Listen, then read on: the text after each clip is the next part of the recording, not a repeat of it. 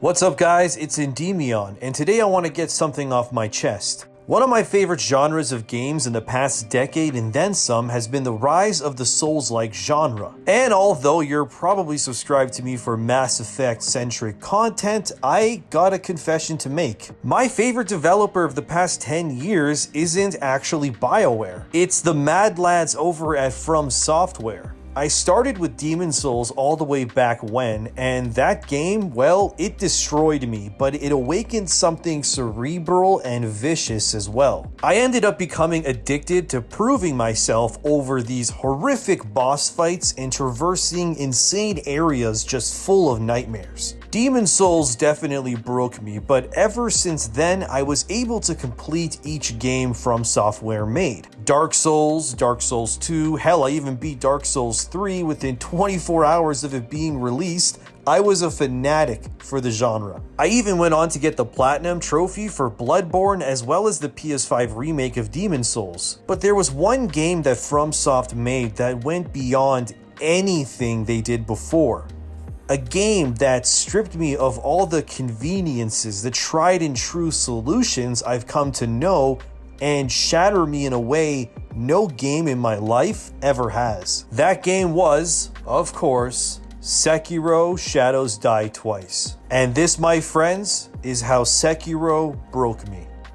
Sekiro is what I consider to be one of the most interesting and purest form of action I think I've ever seen in a video game. Sekiro's difficulty was well documented and debated around the time of its release, said by many a games journalist that Sekiro was From Software diving far too deep in the direction of difficulty, so much so that most players wouldn't have a chance of completing it. The reason for this was that Sekiro didn't offer the vast build varieties that Dark Souls or Demon's Souls provided. You were honed into a singular weapon type, the katana, and the variety in terms of your build came mostly from which shinobi tool you wanted to use, instead of focusing on, say, a faith or intelligence build, or being a two-handed tanky boy like me in Dark Souls, for example. Sekiro also, like Bloodborne before it, forego the concept of turtling. For those unaware, turtling refers to playing a game like Dark Souls by always having your shield up, taking hits, looking for an opening to strike, only to rinse and repeat until the enemy falls. While it's engaging somewhat, it's not always thrilling, which is why Sekiro throws so much at players in terms of mechanics like perilous blows, or attacks that require you to jump or counter outright. But to me, Sekiro was like a survival horror game. It threw away all of my usual conveniences like relying on magic spells or leveling up so I'm stronger, since enhancing yourself in terms of raw damage or survivability wasn't actually tied to grinding or leveling up. You had to overcome the game's greatest threats in the forms of mini-bosses and major bosses in order to get stronger. It honestly felt like I was being backed into a corner, like I was hopeless to overcome anything. And to add insult to injury, you couldn't even summon a friend either online or in-game. Sekiro was a single-player game that isolated you from everything. I always have beaten previous From Software games without summons or anything, at least until New Game Plus, but not having any options at all in Sekiro, well, it kinda spooked me. And even though I eventually did end up beating the game, mind you, it took me about 2.5 hours of constant retries before I overcame Sword Saint Ishin, and I won't lie, I used a lot of bitch tactics in my initial run, but by the time I was done with the game, my hands were cramped, drenched in sweat, and I was laying on my floor just looking at the ceiling. It was one of those moments where it became a meme of, did I beat the game or did the game beat me? And in this regard, my initial playthrough of Sekiro, I have to say, the game beat me like I owed it rent money. I was exhausted. And after that first playthrough, I shelved Sekiro and I avoided it like the plague. I never wanted to put myself through that hell ever again. But like Demon Souls before it, Sekiro was silently whispering to me always. Like a goddamn cursed Jumanji box chanting at me to play with it, Sekiro just wouldn't let me go. And I hated how hard it was for me.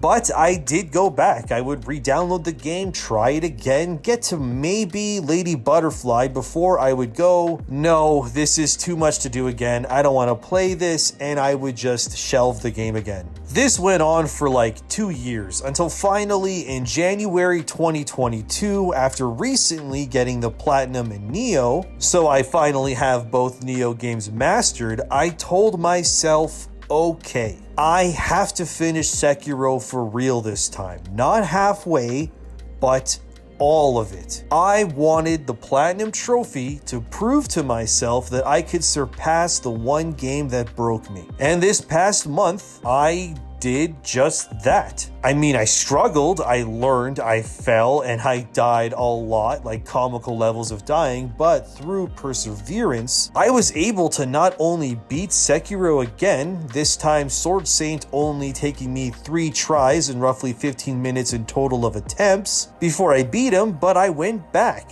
immediately, and I went after the Shura ending this time, which was the bad ending and had its own unique bosses tied to it. Eventually, I was in New Game Plus, and all that remained was maxing out my tools and buying all the skills, which if you've played Sekiro, you know it's quite a grind to complete, but I did it. I pushed myself, and instead of throwing my hands up and screaming, saying everything was against me, I went from being a sniveling crybaby to mastering the mechanics of an experience that once broke me in a way no other game had in the past. No longer were bosses like Guardian Ape or Ishin hard for me, but they became delicate dances of skill, full of spectacle and enjoyment. And what was once a game full of horror and difficulty for me became one of my favorite action games I've ever played. So yes, Sekiro definitely did shatter me. It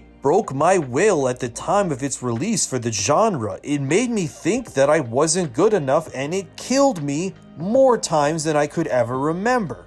But what I gained from the experience was that Sekiro is a game that was designed by people who love the genre and knew that what they were making wasn't going to be familiar or exploitable like the games before it. Sekiro was, in my opinion, one of the most pure forms of gaming bliss I think I've ever played. And now when I look at my trophy list and I see that I obtained the Platinum Trophy for it, I know that, just like Demon Souls did to me all those years back, Sekiro broke me down only for something stronger and more vicious to emerge. Now, in a few weeks, we'll have the next experience in the form of Elden Ring upon us. And I'll be there, sword in hand, no longer wondering, why do I do this to myself? But instead, try me. And I cannot wait. And that, my friends, is how Sekiro broke me and reforged my love for the Souls genre in one of the most exhilarating and engaging times I think I've ever had in gaming. And I stand by it now that Sekiro Shadows Die Twice is, in my opinion, a video game masterpiece. Thanks for watching, guys. This video was something I just needed to get off my chest. I love the Souls-like genre. Let me know what you thought in the comments. Like, subscribe, share to give my life meaning. Thanks to my patrons. And I'm ENDYMION. Elden Ring is almost here, and I'm so ready. I'll see you in the next one.